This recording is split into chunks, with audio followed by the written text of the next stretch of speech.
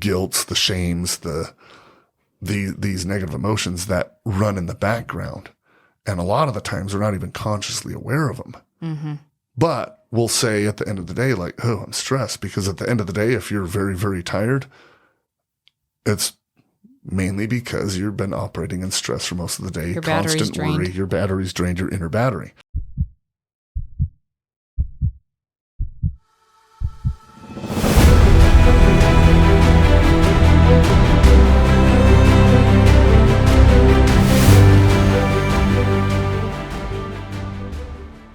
Welcome back to the Healing Works podcast. Great to be here, but wanted to first start off and say thank you all for listening. We've got some great feedback, and we're just extremely grateful and extremely just joyful and happy to be doing this. And we appreciate those who've reached out and said, what they've said, a lot of good feedback. And we're just extremely happy to be doing this. So thank you again. Yes, thank you. Thank you for all the messages, the personal phone calls and interaction on social media. It's just been really exciting. So, and we open the invitation to, if there's something that you'd like us to talk about or hit on, message us about it. And we'll be happy to consider those. So absolutely. Good. So yeah, this is episode 5, right? Mm-hmm. Episode 5. So last time we talked with Blake on that 2-part episode, 3 and 4, and we touched on stress, and we touched on the effects of stress, some of them, but we really want to elaborate a little more on stress because it's so rampant and the effects of it and why it's so damaging. And I think, at least for me, I'm always talking to people. Obviously, we're very passionate about what we do, but I'm always talking to people, especially at the gym. I get a lot of grief for that too, that people don't know how I'm so big when I talk so much. But when I explain what we do, and I explain that we're emotion coaches and we help people with emotional resilience, a lot of people are like, well, yeah, I'm good on emotion and I don't have emotional trauma or, we talk a lot, we refer to it as emotional trauma or depleting emotions or trapped emotions, trapped in the nervous system. And by and large, I think a lot of people are like, I'm good. Like, I don't have that. They feel like their emotions there's are people in check that do, they're not emotionally erratic or they're not explosive or, super angry anymore or super, anxious. Right. Maybe as they once were. They feel like they've got it under control. Right. Which is true. But then when I say, well, what about stress? Everybody's like, oh man, I have way too much stress. I am stressed out. I am exhausted at the end of the day. So really wanted to talk today about stress and what it is. I mean, stress, bottom line, is the body in an imbalanced state, right? Mm-hmm. Which would be any negative emotion. Mm-hmm. And we'll explain that on this episode. You say the word emotion and some people are like, ugh. Yeah. But like, stress, it's like, oh yeah, that I understand. So yeah, we wanted to correlate or really explain that it's basically one and the same. Mm-hmm. The stress is the body out of homeostasis or in an imbalanced state. When we look at the imbalanced state, what is an imbalanced state? So we showed a graphic on the last podcast. Mm-hmm. Right. We got that to where we got the graphic. Mm-hmm. Yeah. Kidding. Yeah. But we showed a graphic on there, the difference between a coherent and an incoherent state. And so let's explain that. The bottom line is when you are feeling any negative emotion, depleting emotion, you can, and they become trapped in your nervous system. What happens is the heart senses that information first. Because the heart's the most powerful organ and its electromagnetic field is so powerful, it senses things before the brain does, transmits those signals up those neural pathways, up those vagus nerves to the amygdalas in the brain, which transfer that emotional or that information, neural that signal from those amygdalas, which are at the base of your brain. Those are your emotional processing centers. There's 2 of them. And those beat, that has a core nucleus in those amygdalas attached through a neural pathway directly to the heart, up the vagus nerves, and those beat every time the heart beats. So whatever the heartbeat is displaying, which we can identify within about a 75 to 80% accuracy, which frequency, meaning which emotion that is, whatever those amygdalas sense that information, they then process it and transfer it. Well, they transfer it up into the thalamus, which is the processing center, which is responsible for conducting the electrical activity of the brain. If that information is erratic, chaotic, meaning negative emotion, it can't process it, and it shuts off the frontal cortex because it can't handle the electrical signal. If your frontal cortex is shut off, that's your executive of the brain, 40% of the brain. We talked about that last time with Blake, but that's the executive of your brain. That's where all your critical thinking comes in, creative thinking, complex thinking. That's where you design your life. If that's shut off, you're not thinking very clearly. And you're thinking with the emotions and the thoughts from the past. Exactly. Yeah, because you can't create new thought, because that takes being in a state of calm and clarity and peace. And so you are either in a state of where you feel safe and you're in your parasympathetic nervous system, or you feel like you are in danger, or there's a threat, or there's a stress in your environment. And you've got to process information so much faster to survive. So that's why you're either in one state or the other. It's like a light switch. It's either on or it's off. You are either safe to create from the front part of your brain, or you are in survival and you are defaulting to the subconscious mind with all your past programming. Right. Because the subconscious, and we'll do another episode on mental structure and the power of thought and everything like that. But the subconscious is about 1 million times stronger, and it's that much faster than your conscious awareness. So bottom line is, any time under negative emotion, that induces stress on the nervous system from the heart signals, heart rhythm patterns, heart rate variability, up those neural pathways to the brain. If it's any negative emotion, that's perceived by the body as stress, because that chaotic signal from the heart at lightning speed transfers up those neural pathways to the front brain, and the brain shuts off. It thinks it's in danger because the brain and the body are so objective. They don't know the difference between fear felt right now in this moment or fear felt from 10 years ago. They think it's the same thing. And conditioned response is we need to run, hide, or freeze from a threat in our environment. A bear chasing us, an attacker chasing us, something threatening in our environment. But we can produce that by thought alone and by emotion alone. Mm-hmm. And so the bottom line is, any stress, which is any negative emotion, sends the nervous system into chaos, nervous system chaos. Heart rhythms are completely chaotic or incoherent. Brain waves are going to be the same because the brain takes its information from the heart.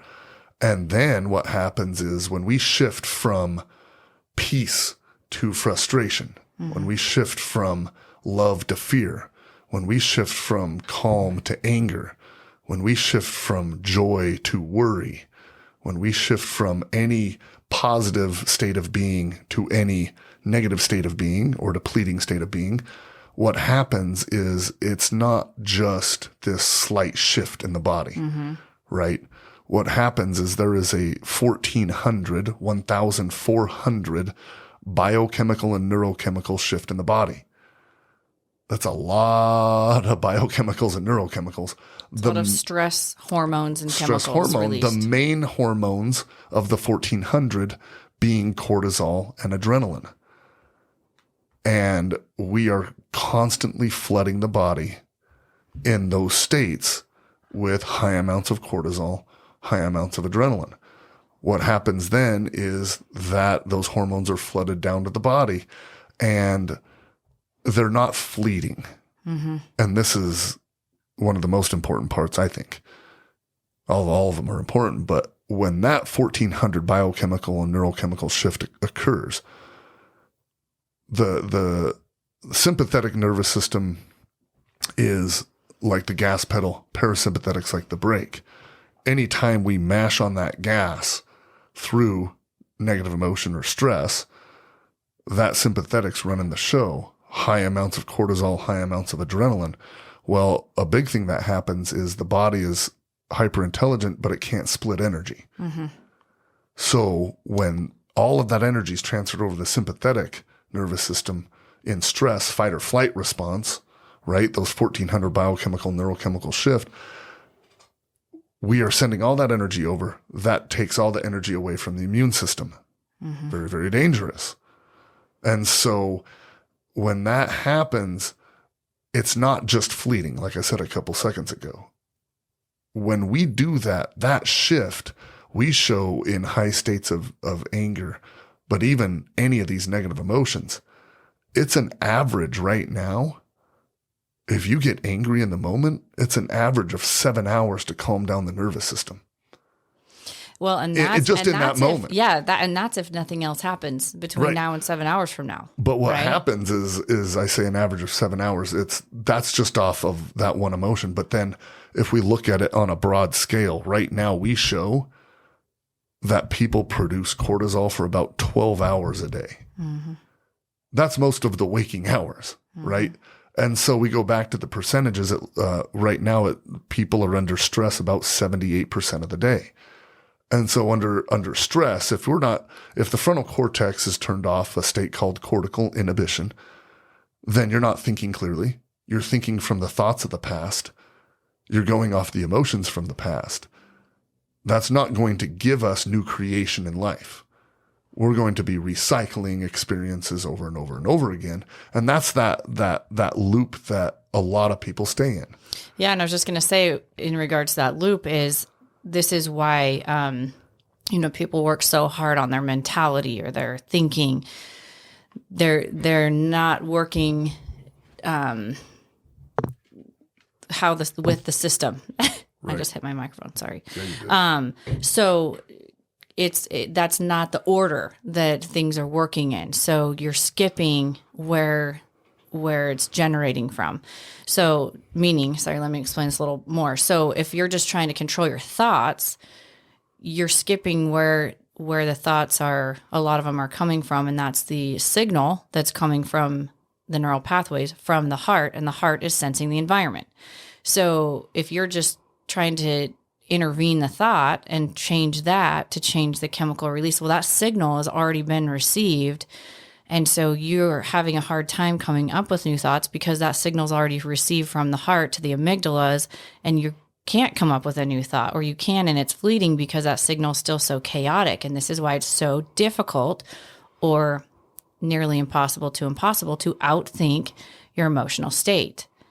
So when you're feeling stress and you're trying to come up with a new thought, they've actually measured it, and it actually causes more electrical chaos in the brain to come up with a new thought, because now you're trying to override the emotion with a thought, and it actually puts you into more stress because you are trying to manage the way you feel by thinking a new thought, and it's not working because the amplitude of a thought is so insignificant to the amplitude of an emotion. So until you address the emotion and the nervous system starting from the heart, you're not making the progress that you're hoping to. And that's why a lot of people get frustrated. Right. And don't change the way they feel. And that's why they say don't make a decision under stress, right? Mm-hmm. But if we're under stress that much of the day on average, you have no choice but to make some decisions under stress, because decisions have to be made and life has to go on. Kids have to be provided for. You have to show up to your job. You've got to keep going. The world keeps turning whether you're under stress or not. So until you learn how to regulate that stress in your nervous system from accessing the power of your heart, you're going to burn out. Right. Just a lot of willpower, determination, discipline, and those things are great. We're just not using the right energy, right? Because or the more powerful energy. Or the more powerful energy, because you said the heart senses in its environment. I think we touched on it the last 2 episodes with Blake. But the bottom line is thought is important and thought is powerful, but emotion is far more powerful. And when we look at the different organs, when we look at the brain versus the heart, the brain has a lot of electrical activity, a lot of electricity, a lot of power. We measure that. I think we touched on it last time, but every time you have an electrical current, you get a magnetic field. One thing we use every day that uses magnetic fields is cell phones. You can call it electromagnetic fields too, EMFs. And so when we measure the brainwave capabilities or the electrical activity of the brain, we can measure the electromagnetic field produced by the electrical current of the brain 1 inch outside the head. Now that's powerful. The difference is the heart is a lot more powerful, but the difference is the heart, because of its heartbeat, its intrinsic rhythm, produces so much electrical current that we get a very, very powerful, very, very large electromagnetic field. And we can measure the heart with the limited instruments that we have up to about 5 feet outside the body versus 1 inch outside the head. So magnetic fields carry information. Our brain's magnetic field is carrying the information of thought.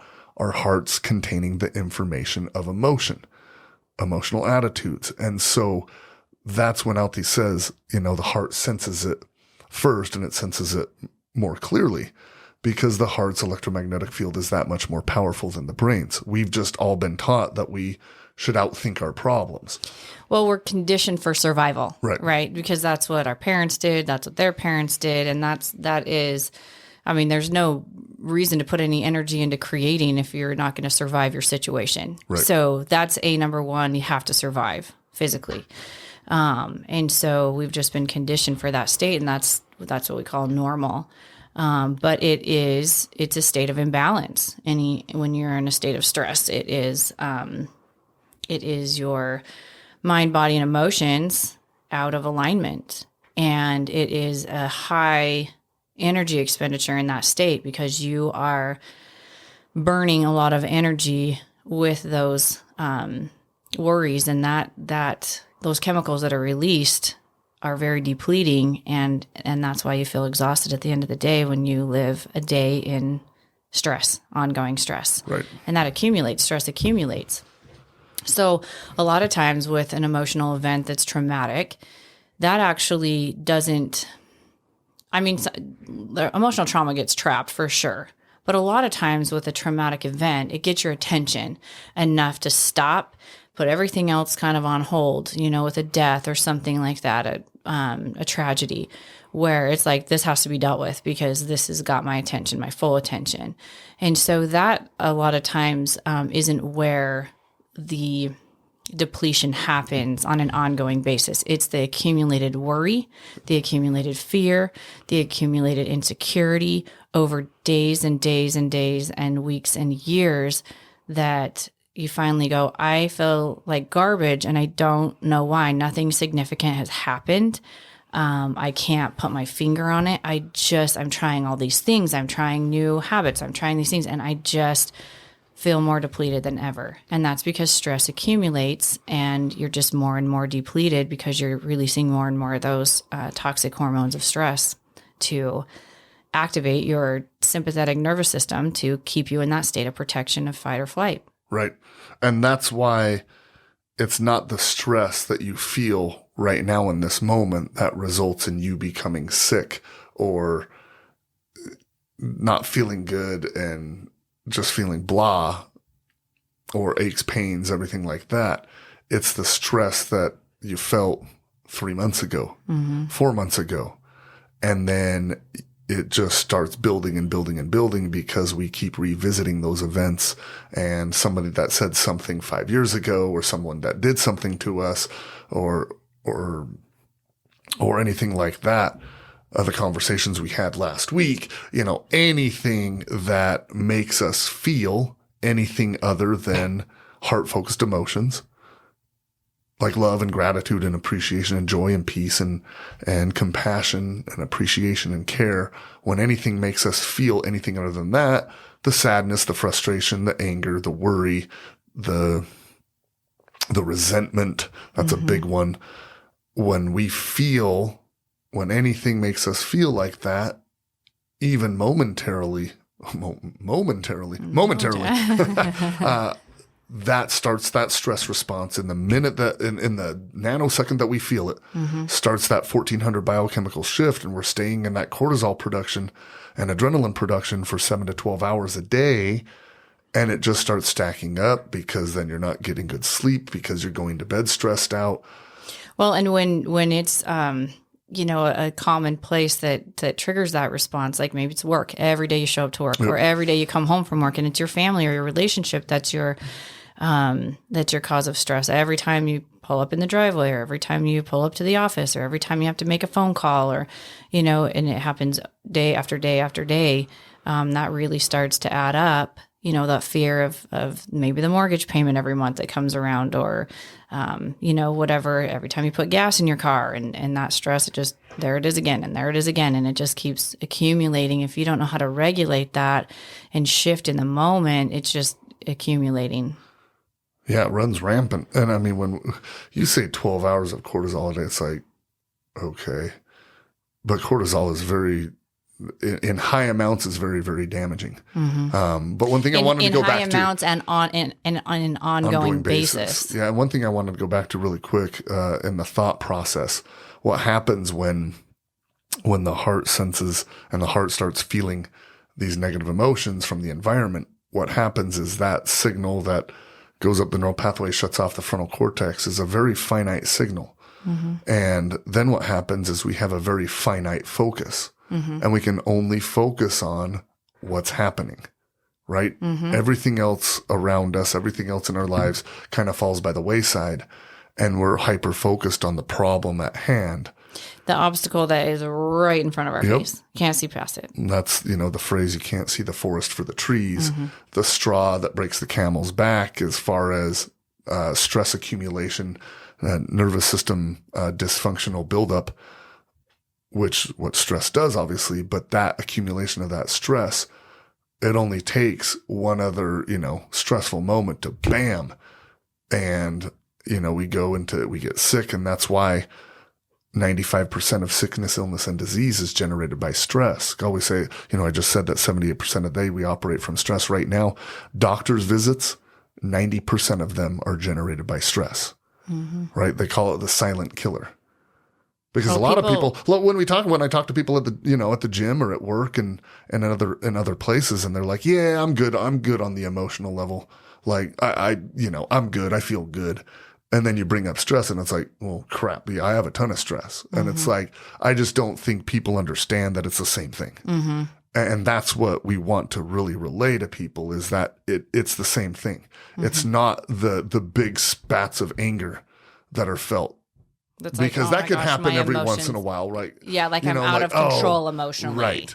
And people are like, well, that doesn't happen very often. Well, let's look at the energy difference, and let's look at what happens is, so if you had a cup of water, and that's your energy, you could have you could have that cup of water for several weeks and not have a big emotional reaction, and you get so angry and so pissed off. And people are like, yeah, I don't have that often, so it's not that big a deal. Okay, you still have that water in your cup because you can imagine the negative emotions as like a knife or a screwdriver will poke the cup and drain that water. Well, what happens is, if that doesn't happen that often, which for most people I don't think it does, but what does happen every day is the constant worry. The constant frustration of like, oh, I wish I was ahead in life. I wish I was making more money. I wish, I was in better shape, or I wish this and I wish that. That's constant worry from a negative standpoint. The worry, the frustration. What happens is they're like apps in the background on your phone. If you pulled up your phone right now, you should pull up yours. Because it's an ongoing joke. But if you pull up your phone and we look at the apps that are running, I got 1, 2, 3, 4, 5, 6, 7. Why doesn't it give me a total? I got about 19, 20 apps running in the background on my phone.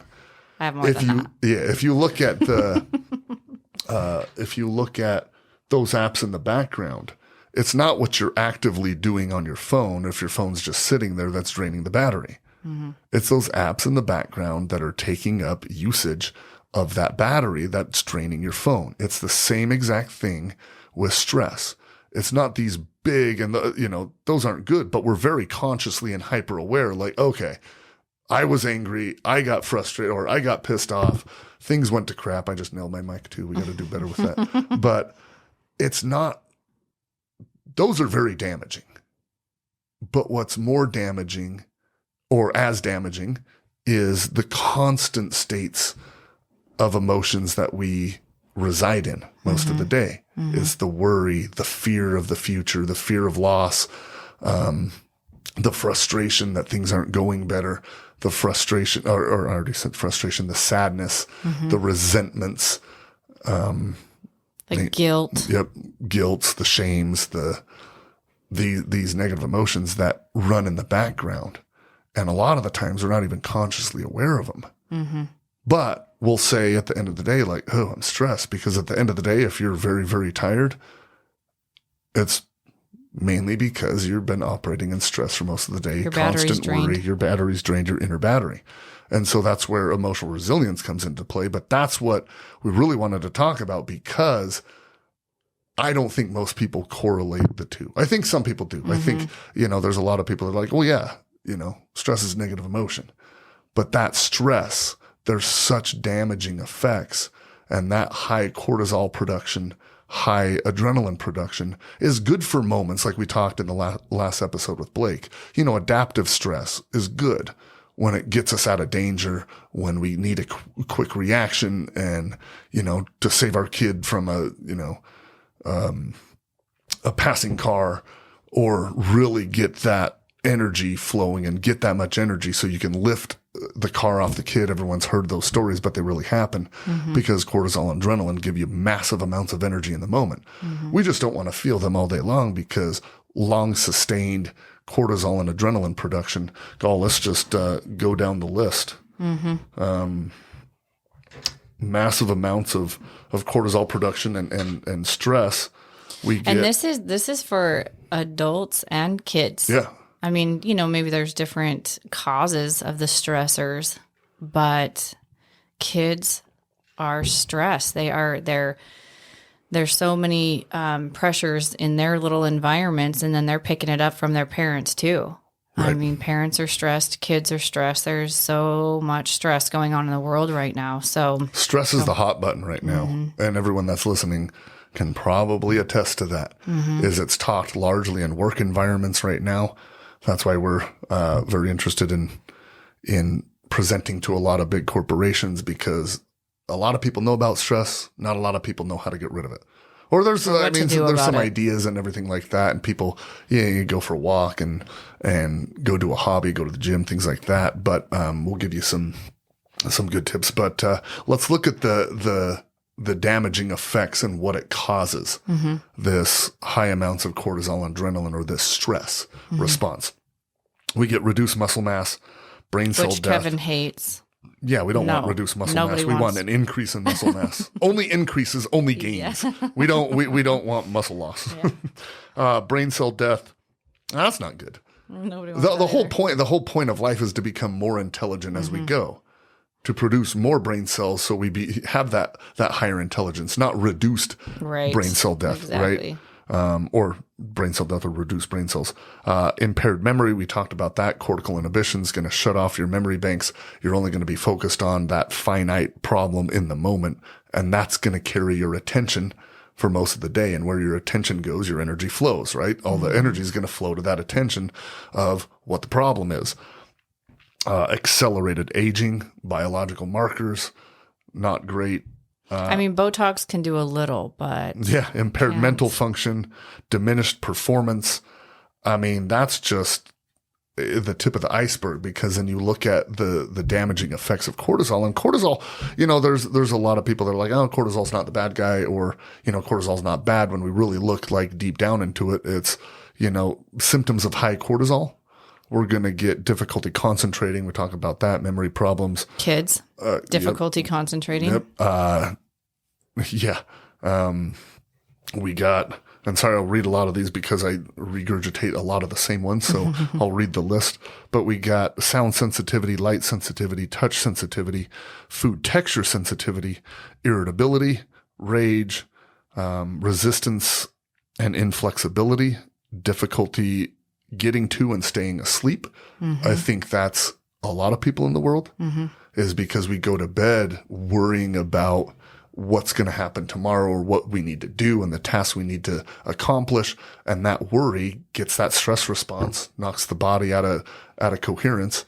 And you're in that subconscious is running all night long. Your nervous system's in chaos, and you're producing cortisol and adrenaline through the night. And then the subconscious is active and it retrains it that this is where we want to be.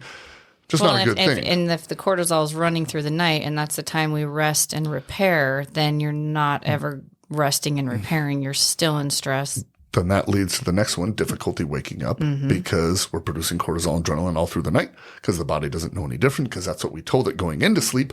And we're not producing DHEA, which is your main regenerative hormone. We're not producing human growth hormone, dopamine, serotonin, oxytocin. All of the growth hormones, we're devoid of those through the night if we go to bed during stress or in stress, right? Focus and disability issues. You got gastrointestinal difficulties, problems digesting life, digesting food, digesting anything, muscle tension. I mean, that's the body's first response under stress. That neural signal, that electrical signal goes to the brain. The brain's like, holy crap, we're in danger. Engage the body armor. One of its first things to do is to engage muscle tension or hunker down. If you're watching this, hunker down, it's called body armor, right? Altee just said it. Body armor to defend yourself for the incoming punch, incoming obstacle that's going to hit you. We've measured the electromagnetic field and it literally shrinks down around you to protect. Yep. And so then your fascia tightens to protect you from a blow that's going to happen, which is why your neck gets tight, your back gets tight, your hips get tight, neck everything. Tension, upper back tension, low back tightness. And if you're in danger, there's no ease in moving forward and taking the next step in life. So the hips lock up and the ankles and the, knee pain, your feet, everything that you would feel like, let's take the next step and see how this goes. That is not, it's not safe to do so. Right. So everything in your subconscious mind is telling your body, do not take another step. You're in danger. So everything, locks up and it's just your physical body letting you know something's out of order here. Something's out of alignment.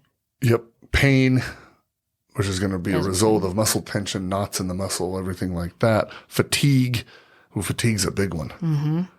A lot of people, which stems from not sleeping very well because you're stressed and body's overactive during the night, nervous system's overactive, producing way too many negative chemicals or stress chemicals, glucose hormone and metabolism problems, increased autoimmune diseases and allergies. Yeah, we look at the last 30 years. My goodness, the amount of autoimmune diseases that doctors I have no idea where this came from. We have no idea to treat it.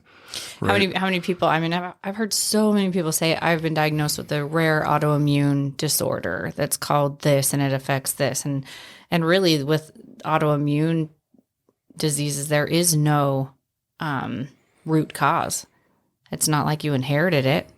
It didn't come through your genes. So it came from somewhere. They just don't know what the cause is. So they just diagnose it as an autoimmune disease and it's your immune system turning on you. Yep. And your immune system is designed to do one thing, and that is to fight the pathogens in your body. So if your immune system is turning on you and fighting you and your organs, there's something out of order there. There's something out of balance.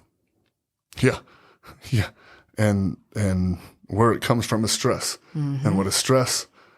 Negative emotion, especially trapped emotion in the nervous system. That's keeping the nervous system out of balance. And the trapped nervous system chaos, nervous system dysregulation. Yep, the nervous dysfunction. The trapped emotion, that term is just, it's an emotional experience from the past that the energy of that feeling was not reconciled in that moment. So, you go through an emotional experience and you weren't able to find a purpose in it and go, you know what, I'm sad right now because this, certain situation didn't go the way that I wanted it to, but why am I sad? It's because I really cared and I really hoped it would go this way and I didn't. But you know what, I can find the good in it and, find the purpose in the lesson. Okay, the sadness then is generally at that point reconciled and released. And because you found the meaning and the purpose in it. But when we can continue to go through these emotional experiences, especially in childhood, when we don't have those skills to reconcile those emotions and access the power of our heart and think through them, then they just accumulate. Right. And that's where, people get into their 20s and 30s and 40s and go, I have no idea where it's coming from. Yep. We know stress. Increased illnesses. Yep. We see, and everyone that's listening to this, I almost said on this call. This isn't a call. This is a podcast. We do a lot of calls, but everyone listening to this can relate that you can tell certain moments in your life where you're very, very stressed. And then like a week later you get sick and it's like, oh, why am I sick? And it's like, that would make sense now because a week ago, 2 weeks ago, I had a huge emotional reaction or there was a lot going on. I had to get things figured out. Work stressful, life stressful, home stressful, whatever it is. We can usually pinpoint and connect the dots right back to those moments. And it's like, yeah, now is a stressful, like for people, it's like, oh, this is a stressful time of year at work and they get sick. Why? Because we just talked about how the energy works in the body and your body has to prioritize energy. So if you are under stress and that signal is received and the hormones are triggered for fight or flight to survive because you're in a state of stress, all that energy has to be flooded to your extremities. All the blood is flooded to your extremities to run or fight or hide. So if all that energy is used up, then you're leaving your immune system hanging in the wind. So the stress response is to get us out of the situation, not to live in. But it squeezes the viscera or your vital organs, and that's where vitality comes from. Right? That's where a lot of the human growth hormones produced. That's where, in the vital organs. But when that is squeezed and devoid of that blood and it's out in your hands and feet so you can kick and punch your way out of danger, we're leaving those organs high and dry. And that's why it's a big difficulty. The next one's inflammation. Yeah, it's a big one too. I mean, inflammation prevents healing, prevents growth. And then a big one to end with is increased mental health issues. We know that it shuts off the frontal cortex, but such as ADHD, executive functioning issues, because that's the frontal cortex is the executive, so executive functioning issues, increased anxiety and depression, OCD. Talking to a girl I know the other day, and we were talking about ADHD, and I think a lot of people, a lot of doctors don't know what to do with ADHD, and obviously prescribe some medicine and things, or not medicine, but some pills to help with that. But she was like, yeah, we can't, not a lot of people can figure it out. And so we were just talking, and I was like, well, what is ADHD? Attention deficit hyper disorder, right? Hyperactivity disorder. I just shortened it to hyper. But attention deficit. Where does attention comes from? Where does attention come from? Frontal cortex. Front part of the brain that shuts off under stress. Focus problems. Where does focus happen in the brain? Frontal cortex, which shuts off during what? Stress. Hopefully all of you that are listening in the audience are like, stress, Kevin. Altee, stress. Everyone's raising their hand. So if you're struggling with attention deficit and focus issues, it's because there's nervous system chaos, nervous system dysfunction, which is generated by stress. when we do the opposite of stress, when we're in an imbalanced state, what do you get? Clarity, focus. Improved executive function in the frontal cortex, or cortical facilitation, which improves what? Attention, intention comes from the frontal cortex, attention and intention. Mm-hmm. If your attention and intention isn't happening most of the day, are you going to create the life that you want? You go from being reactive to proactive. You can't be proactive when you're in a reactive state. Yep. And this is where a lot State of of survival, kids are. stress. Mm-hmm. Makes sense. And the medication that they prescribed, while sometimes maybe it's necessary while Sure. you're learning how to regulate your nervous system on your own, it's a neural inhibitor. So it just blocks the signal because you don't know how to regulate it yourself. But then it just numbs you out. Right. And it's not a condition that's not manageable. It's not like, oh, you've got it and there's nothing you can do about it. You just have to learn the skill on how to regulate your nervous system. And that focus, where your focus goes, your attention goes. If your focus isn't happening because what happens under that stress, that neural signal goes to the brain, and it doesn't just shut off the frontal cortex, but it sends your brain waves into high beta, which is anxiety, which is overreactive brain response, which produces more stress. Because Altee said you can't think clearly in the moment. So you're like, oh, why can't I think clearly? You try and get that willpower and determination going. And most cases it makes it worse. It amplifies the cortisol and the adrenaline production because you're trying harder to get yourself to focus. And it just makes things very difficult. But what we show in 6 to 9 weeks is a 24% increase in focus in that short of time, because we're getting the proper neural signals sent to the brain, getting the brain activated, opening up the higher cognitive functions, which happens under the heart-brain coherent state, is you get higher cognitive development. The brain becomes smarter. Every time you're in a coherent state, the brain becomes smarter because it's increasing neuroplasticity. It's increasing brain cell function. It's creating new belief patterns and new neural networks.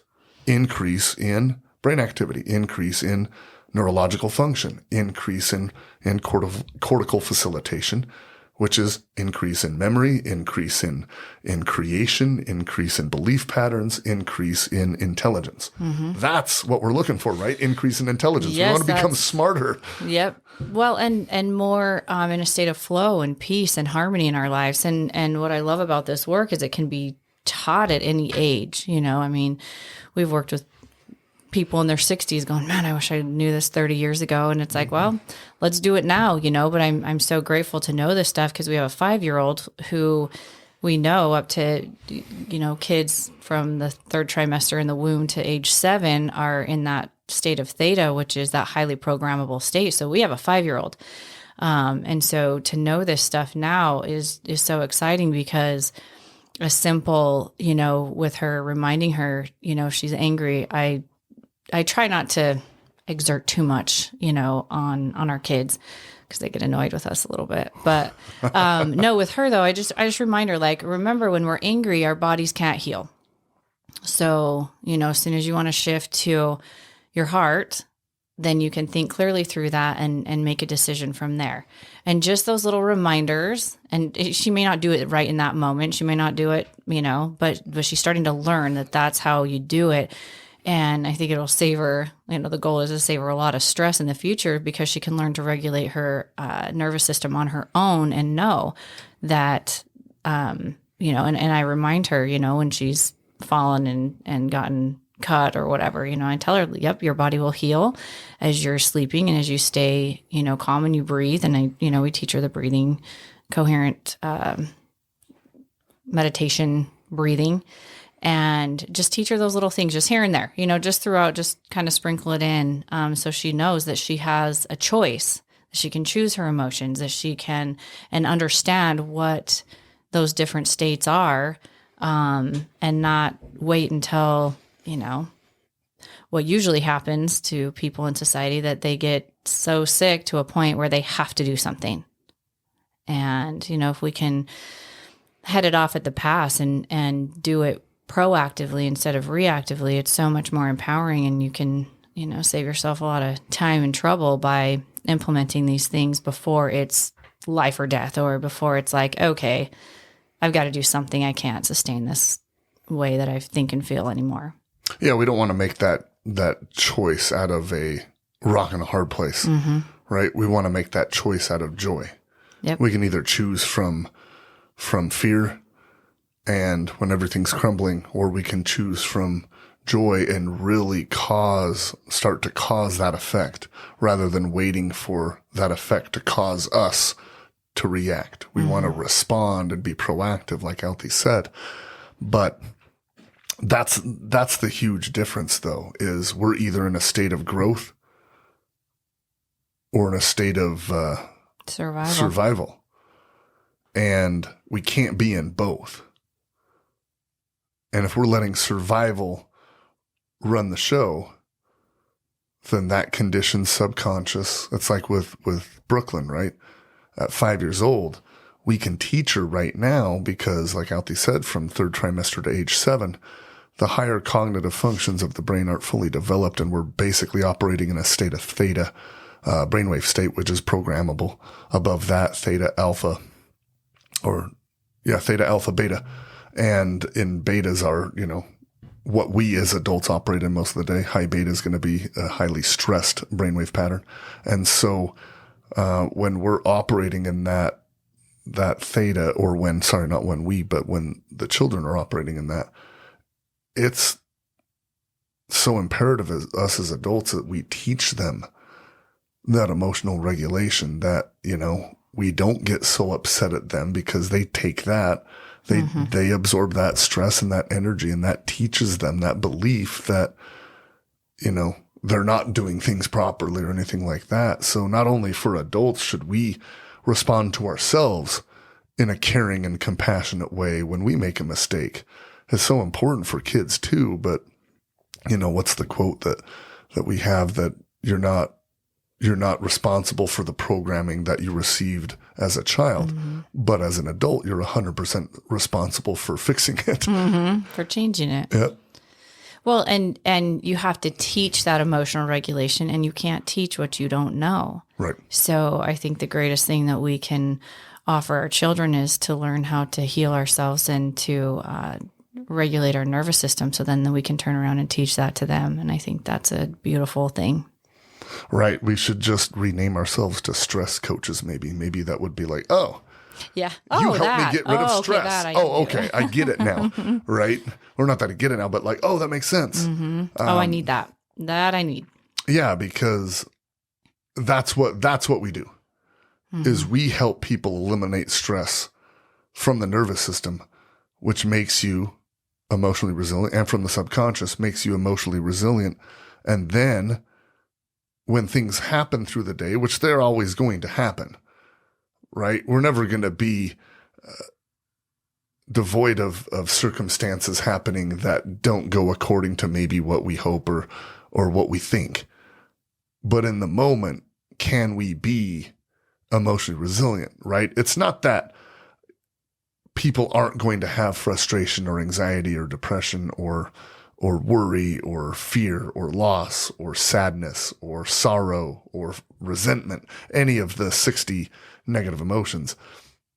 Not that that's ever going to be a reality, that really, doesn't exist. Right. That's always going to exist.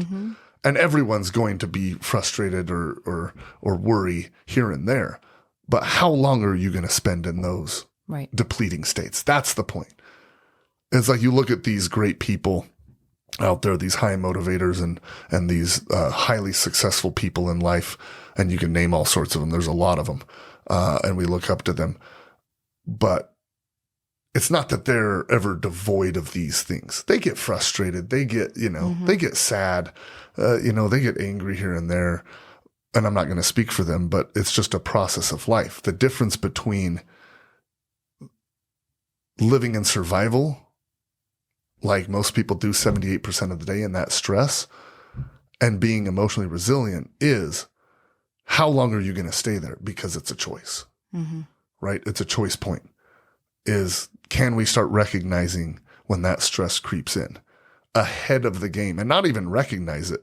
The tools that we use will train you to be emotionally resilient and start building that capacity of energy and start building that resilience to where you do your practices every day. And that's what we teach on Raise Your Vibration.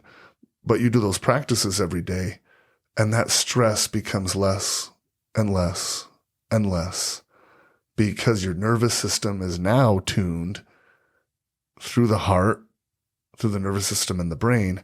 Now your intelligent organs are tuned to the states of being of gratitude and appreciation and compassion and care and love and peace and joy. And it's different than just saying, be grateful, or saying, hey, have a positive attitude, or saying, write some gratitudes down, which is all great. It's different in the application of being that, right? Removing these emotions so we can open up the heart, get rid of that stress so we can open up the heart to the capacities of feeling the gratitude and feeling the compassion and the appreciation and the care and the joy and the peace. And I think the goal is to be able to do it in real time. Right. Not go through these experiences and get derailed and then have to go back and try to make sense of it and reconcile and think it through and change the way we feel about it. But in that moment, no matter what's happening, can you regulate your nervous system and your emotional state to stay in that place of understanding or peace or care, regardless of what's going on? And it's very empowering to be able to do that, to be able to have that emotional regulation in the moment, real time, moment after moment. And then you're in control of your life. You are not reactive. You are very empowered. And that's what we want. Yeah, is to have those things happen and say, oh, you know what, that's okay. Whatever it is. Because that's not the point. It's not the point of what's happening right now, but it's the point of what do I want to create? Because we create in every moment of our life. If we're mostly stressed out, we're going to create more stress in our life because that's how it works. Law of attraction. Whatever we feel most of the time through the heart's magnetic field is what we're going to attract into our lives. And when we can shift in those moments throughout the day, because it's not about just some morning and evening practices, which are that's what we teach and highly beneficial. And that's where we start. But we teach to do it in the in the moment too, because can you shift in the moment? Can you let something frustrate you and say, you know what? No, not today.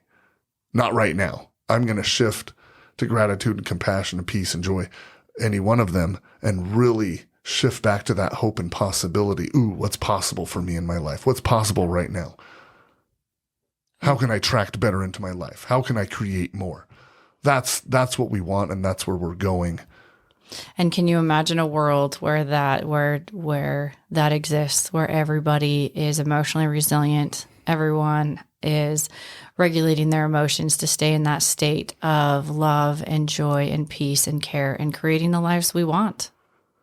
Well, and encouragement, right? There's so much negativity and people telling people they can't do things, and that stress or they comes a lot think from policies that too. have to change through politics Right. in order to change the way they feel, or they think that their boss needs to, do a certain thing a certain way so they feel better. They're looking for the external world to change the way they feel internally, and we want to teach how to change that internal nervous system regulation so that regardless of what happens in your external world, you can maintain that state of positivity. Right, is encouraging people and loving people, and how much better will it be when you come into contact with strangers and everyone's encouraging people like, hey, that's awesome and good for you, and smiling, and like the positive ripple effect of that is so much more powerful than the negative stress effect of that. So stress is negative emotion. Let's get rid of that. Let's get rid of the stress. We're stress coaches. We want to help you get out of that stress. And so you can be in that creation, be in that coherent state to where things don't affect you like that. And you can just rise above it, right? They have those phrases, rise above it all. That's what we want, is we want to teach everybody, to rise above it all and be in clarity and have that intuition and that intention and attention flowing. So we're in that flow. So the heart is just operating and we're guided by the heart, and we let the heart lead, and we're able to discern in the moment and gravitate towards us and gravitate to the things that we really desire, that our heart really desires for us, our loved ones, our families, our friends, so everyone can feel great, everyone can accomplish great, and everyone can just be in peace. Exactly. And that's what we want. So Amen. Thanks for listening. We'll see you next time. Yep, we'll see you next time.